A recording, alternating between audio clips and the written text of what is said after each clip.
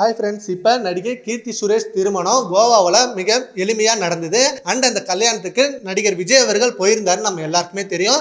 ஏன்னா சோசியல் மீடியாவில் அவரோட இமேஜ் செம்மையாக பரவிட்டு இருந்தது. அப்படி இருக்க அந்த நிலையில் ஒரு பிரைவேட் ஜெட்டில் நடிகர் விஜய் அவர்களும் த்ரிஷா அவர்களும் போயிருக்காங்க.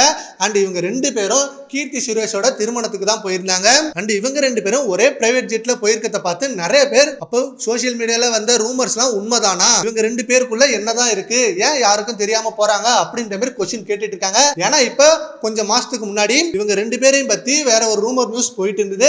அது த்ரிஷா அவர்கள் ஏன் இப்படி தப்பா பேசுறீங்க, விஜய் எனக்கு ஒரு நல்ல நண்பர் தான், அவருக்கும் எனக்கும் இடையிலான எந்த ஒரு உறவும் இல்ல, யாரும் இதை தப்பா சொல்லாதீங்க அப்படின்ற மாதிரி சொல்லியிருந்தாங்க. அண்ட் அதுக்கப்புறம் விஜய் நடிச்ச கோட் படத்துல கூட த்ரிஷா அவர்கள் ஒரு டான்ஸுக்கு கெஸ்ட் அப்பியரன்ஸ் கொடுத்திருந்தாங்க. பட் இப்போ கீர்த்தி சுரேஷ் திருமணத்துக்கு ரெண்டு பேரும் பிரைவேட் ஜெட்ல தனியா போயிருக்காங்க. இதுதான் இப்ப சோசியல் மீடியால மிகப்பெரிய டாக்கா போயிட்டு இருக்கு. பட் இவங்க மட்டும் தனியா போல, இவங்க கூட இன்னும் 4-5 பேர் போயிருக்காங்க அப்படின்ற மாதிரி சொல்றாங்க. அண்ட் இப்ப விஜய் அவர்கள் தளபதி 69 படத்தோட ஷூட்டிங்ல தான் இருப்பாருன்னு ஃபேன்ஸ் எல்லாம் நினைச்சிருந்தாங்க. பட் சடனா கீர்த்தி சுரேஷ் கல்யாணத்துல இருக்காரு அப்படின்னு நியூஸ் வந்ததுமே மிகப்பெரிய ஷாக் தான் எல்லாருக்கும். அண்ட் அதே போல த்ரிஷா அவர்கள் குட் பேட் அக்லி படத்தோட ஷூட்டிங்ல தான் இருக்காங்கன்னு நினைச்சாங்க.